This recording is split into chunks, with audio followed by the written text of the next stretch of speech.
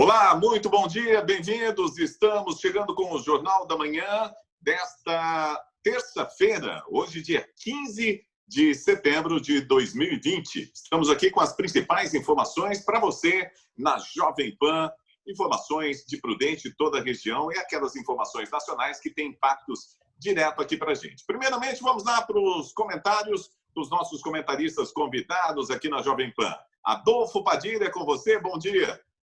Bom dia, Eudes, bom dia, Adilson, bom dia a todos os ouvintes da Jovem Pan. Primeiro, agradecer, dar os parabéns para o presidente Prudente, no dia de ontem, mas agradecer também a nossa audiência. É impressionante o número de pessoas, não sei se acontece com vocês, que nos encontram no mercado, nas ruas e vem falar que o nosso programa está muito legal. E a gente fica feliz de saber que a gente está passando uma boa mensagem. O outro é a bomba, que estourou ontem nos grupos de WhatsApp. Um áudio do presidente nacional do PTB, Roberto Jefferson, declarando claramente que não aceita a coligação do PTB com o DEM Prudentino, que ele não vai permitir que os bandidos do DEM, Alcolumbre e Rodrigo Maia, façam qualquer tipo de coligação com o partido do PTB, que o DEM é contra o presidente Jair Bolsonaro. Então, agora, vamos aguardar como é que fica esse assunto essa semana, porque o DEM aqui, que tem como candidato Laércio Alcântara, fez coligação com o PTB, como fez a Bud de vice. E nesse áudio do presidente Roberto Jefferson, ele deixa bem claro, se o Bud fez essa coligação, eu não vou aceitar. E é a política começando a pegar fogo na nossa cidade. Olá, Eudes Figueiredo e ouvintes do Jornal da Manhã. E o meu comentário hoje é sobre a reabertura de algumas atividades aí na região de Presidente Prudente, até que enfim. Bom dia, telespectadores e ouvintes da Jovem Pan, Padilha, Eudes. Realmente essa questão aí do Roberto Jefferson é uma coisa que vai arrebentar nessa semana e vai dar muito pano para manga.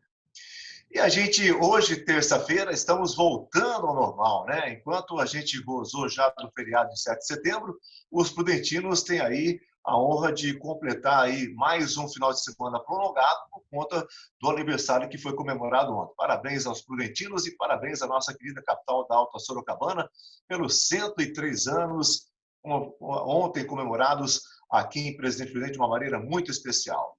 Muito bem, após pressão do Ministério Público, após pressão, o Ministério Público fez um acordo com a Prefeitura para quebrar a flexibilização.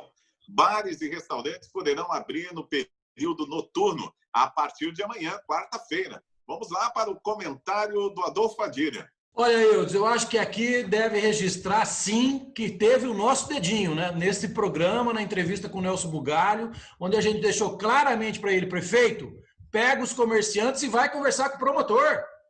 Para as pessoas entenderem que não era o prefeito que estava proibindo isso, mas sim o promotor exigindo que ele seguisse um decreto do Estado que não tem controle de ciência nenhum. Porque em nenhum lugar na ciência estava dito que o vírus, depois das 17 horas, ele em determinado lugar, ele é mais perigoso para as pessoas. Então, aproveitamos aqui para parabenizar todos que participaram dessa reunião, simplesmente por terem usado o bom senso.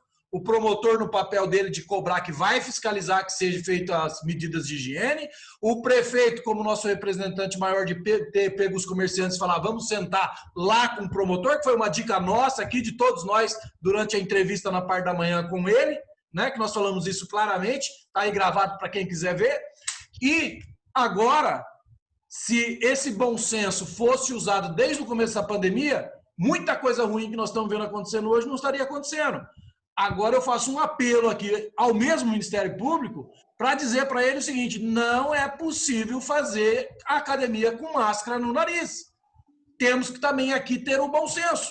As academias criam seus protocolos de segurança, higienização, mas máscara no nariz, na esteira, é matar o cara aos pouquinhos.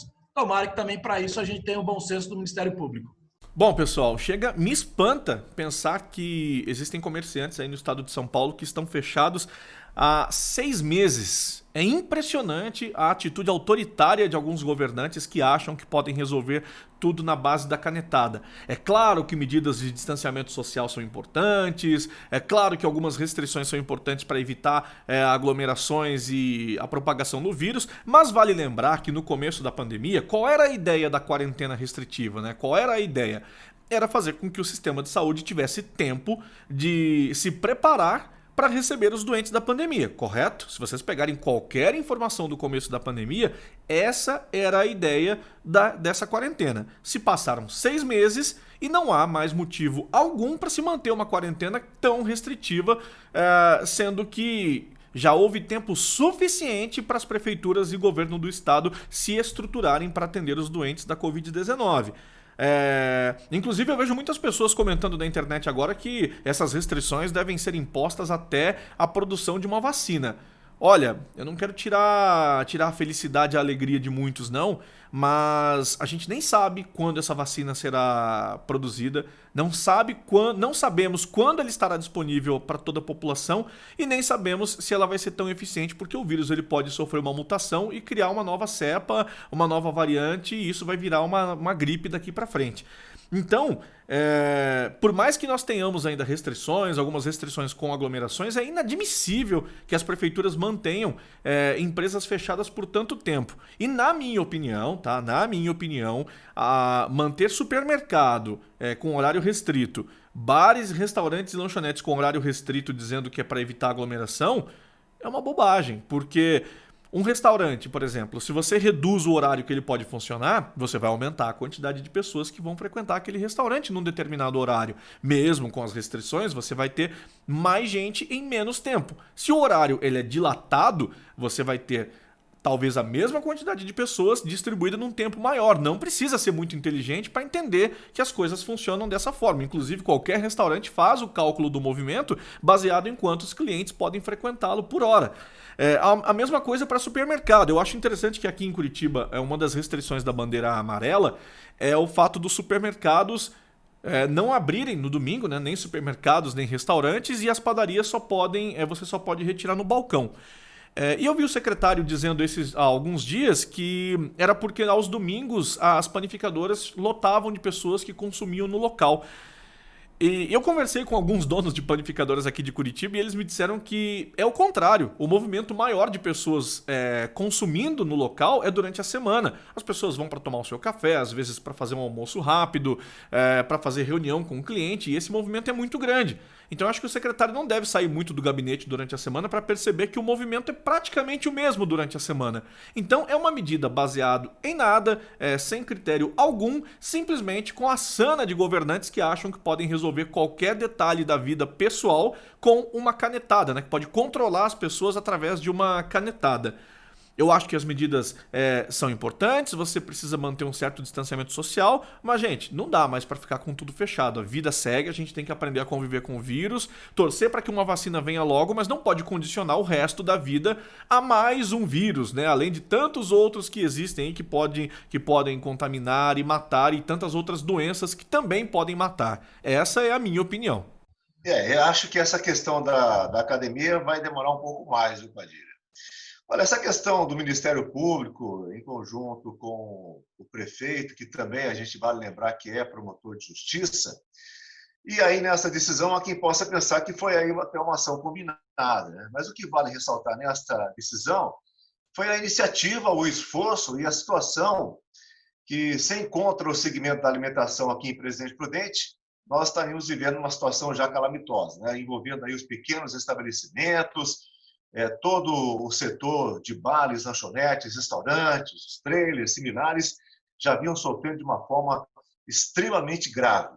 E nós devemos lembrar também, então, quem vai usufruir dessa decisão, que é a população, que tal medida não abona o fato de você não evitar aí os cuidados necessários, que são importantíssimos, que é o uso de máscara, manter aí as mãos higienizadas sempre que constantemente possível, o distanciamento sem aglomerações, porque senão a gente volta para a fase anterior, volta talvez até para a fase inicial, que é o que todo mundo não quer, e a gente fica aqui, então, depois de uma decisão dessa, dando os parabéns aos empresários que lutaram bravamente por iniciativa nessa campanha que eles empenharam, ao prefeito também e também ao próprio Ministério Público, né? Vitória de todos, e quem está ganhando aí é a cidade, a população e o segmento de bares, lanchonetes e restaurantes. Parabéns.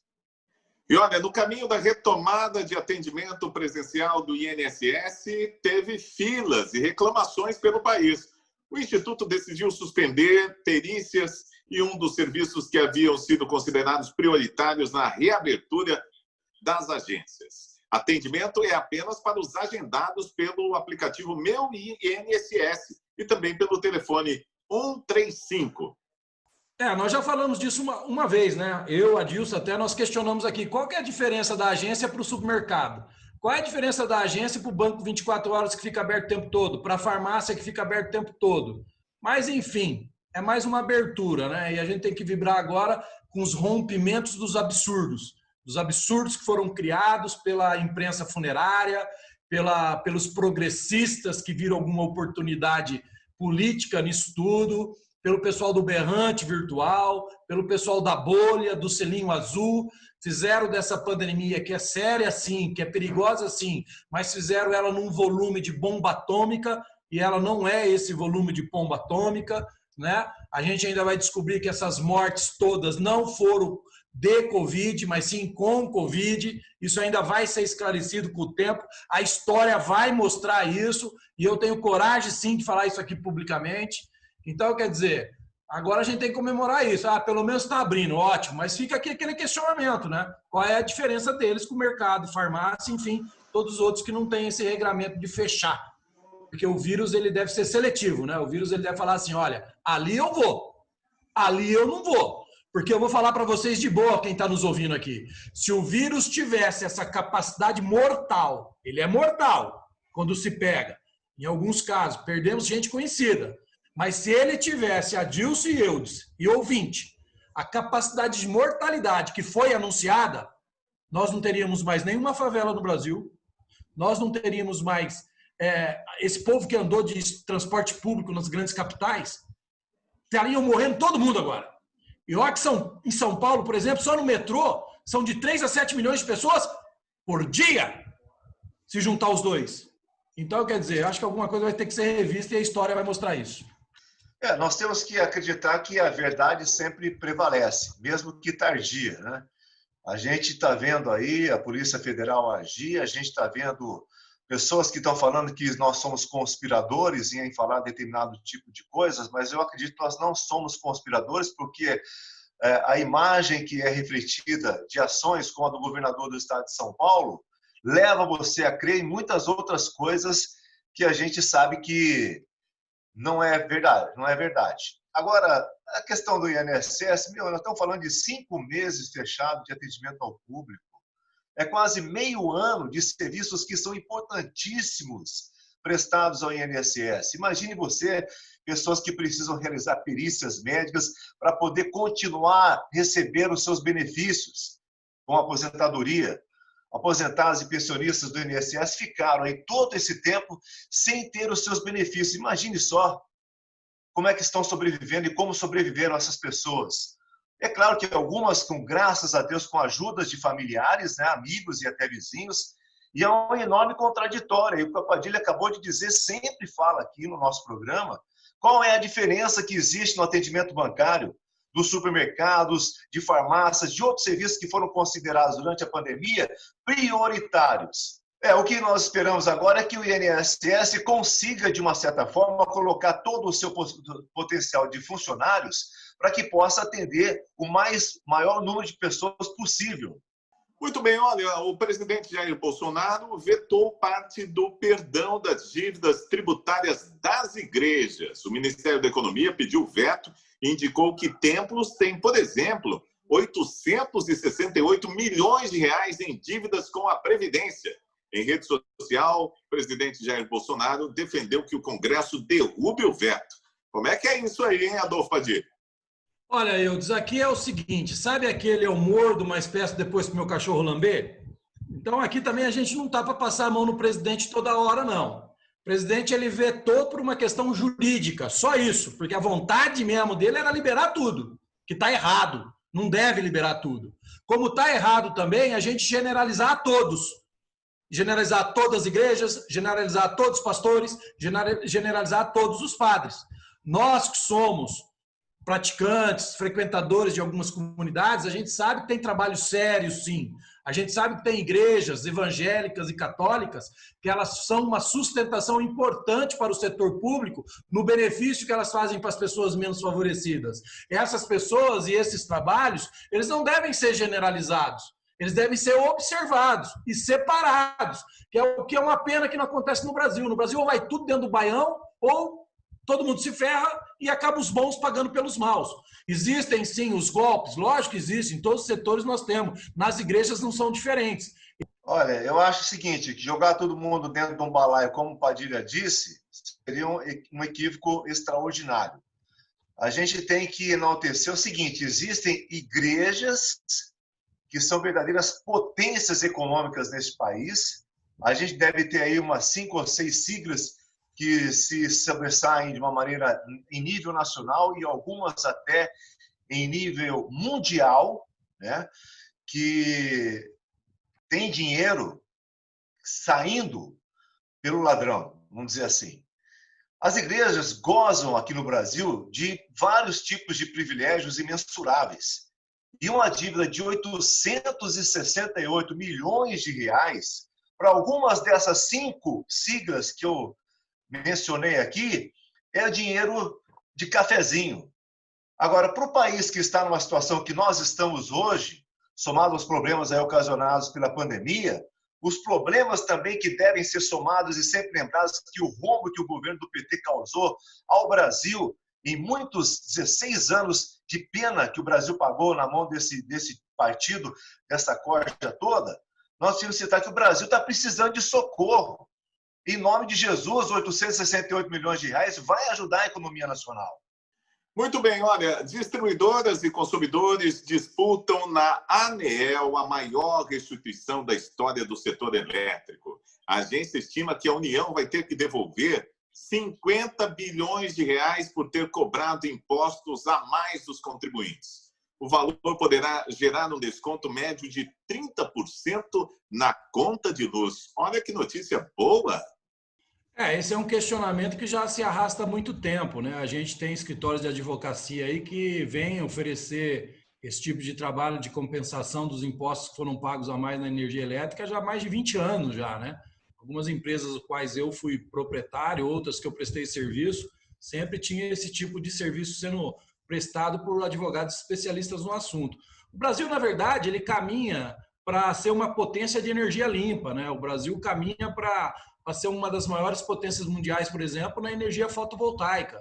Hoje o Brasil, pouca gente sabe disso, mas o Brasil hoje tem mais de 1.200 fazendas de usina fotovoltaicas. E isso tem um crescimento anual acima de 300% no negócio. E do mesmo agora, durante a crise, os estudos demonstram que a energia solar vai crescer mais de 200%, mesmo com a crise. Então, tudo isso vem, de alguma forma, fortalecer quem está aplicando ou acreditando em investimento de energia limpa, que é o futuro do mundo mesmo. Isso é os próximos passos. Quem entrar agora vai beber água limpa, meu amigo Eudes. Quem é que não se lembra de um pronunciamento que a ex-presidente Dilma Rousseff fez, dizendo que a energia elétrica no Brasil ia ter um decréscimo de 30% pelos investimentos que o governo estava fazendo? Quer dizer, isso era mais uma mentira utilizada como forma de palanque para a reeleição. A energia elétrica é um serviço essencial, é um serviço básico, é um dos grandes problemas para as classes média e baixa do Brasil, que mensalmente tem que digerir, pagar a conta. E a gente tem que estar sempre salientando que o brasileiro paga de imposto é reconhecidamente como uma das maiores cargas tributárias do planeta. E nós somos penalizados por quase 3, 4 anos aí, pagando 30% a mais de energia elétrica. Justamente agora que o nosso governo terá que restituir aos consumidores dessa cobrança indevida, nós estamos vivendo aí a crise da pandemia. Agora, a gente tem que ser brasileiro também, né? Que seria importante criar um mecanismo para que pudesse ser abatido e não descontar, ou até descontado, sem dúvida.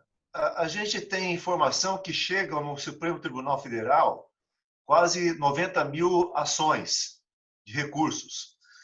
Lembrando que também, para chegar a 90 mil lá, 270 mil já ficaram para trás no crivo dos tribunais de justiça de cada estado. Daqui a pouquinho vão entrar com uma ação que vai proibir o presidente Jair Bolsonaro de encontrar os próprios filhos, de encontrar a sua esposa, vai proibir o presidente Jair Bolsonaro de andar de moto, de andar com jet ski, ou até mesmo que ele possa participar de um churrasco na casa dele. Quer dizer, entrar com uma ação virou uma banalidade total, ainda mais por um advogado que se vê no direito de entrar com uma ação porque o presidente bloqueou ele nas redes sociais. Pelo amor de Deus, tem tantas coisas mais importantes que sejam cuidadas e resolvidas nesse país.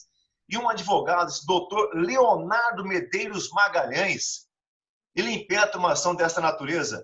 É falta de ter o que fazer, não é? Chega a ser ridículo, né? Ele conseguiu um minutinho de fama dele e uma pena ainda os juízes perderem tempo para julgar esse tipo de coisa. Esse cara merecia tomar uma multa pelo custo que ele está fazendo nós pagarmos do juiz ter perder tempo em decidir sobre isso, né? Porque, veja bem, uma coisa é algum órgão federal, municipal ou estadual me bloquear. Aí está ferindo uma regulamentação sobre a transparência. Outra coisa é a conta pessoal do presidente da República, ou do prefeito aqui de Prudente, ou do governador João Dória me bloquear. Aí é uma questão dele, é uma conta pessoal dele. Todos nós temos esse direito. Já pensou se eu ficar proibido de bloquear as pessoas? Já pensou se você ficar proibido de bloquear as pessoas?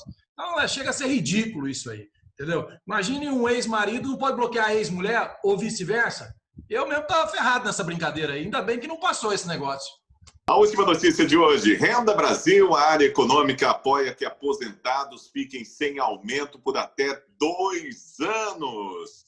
Vovô e a vovó vão reclamar, hein? O governo tem de cancelar despesas para viabilizar o novo programa social. É o que diz o secretário Valderi Rodrigues, do Ministério da Economia. A ideia é congelar os benefícios previdenciários no valor atual. Então, os aposentados ficariam sem aumento por até 2 anos. Adolfo Padilha.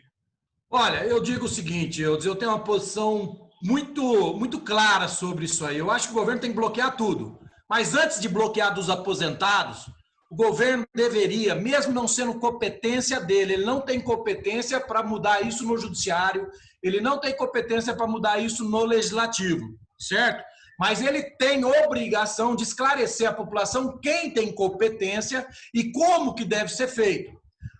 Antes de bloquear por 2 anos o aumento dos coitadinhos que estão na Previdência, que tal proibir férias de mais de 30 dias para os juízes e promotores?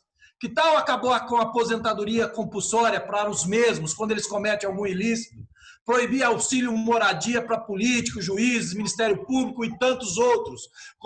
Acabar com o benefício de cartão de saúde, porque o salário dos caras já são enormes. Que tal o governo entrar nessa campanha, como fez uma campanha para a Previdência, para pressionar os deputados a votarem a favor da Previdência?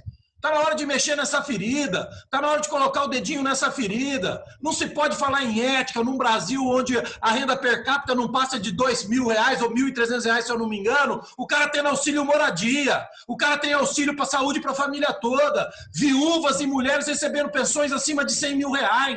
Isso passou, isso é surreal. Até quando esse povo vai ficar calado? Então, na hora que o governo incentivar a população a quem deve pressionar para, de fato, a gente ter economia, fazer a conta Brasil ficar mais barata, aí eu aprovo qualquer mudança nesse sentido. Mas por que tem que começar sempre pelos coitadinhos? Por que tem que começar lá pela minha mãe, pela sua mãe, pelo seu pai, que recebe 2 salários mínimos de aposentadoria e trabalharam a vida inteira?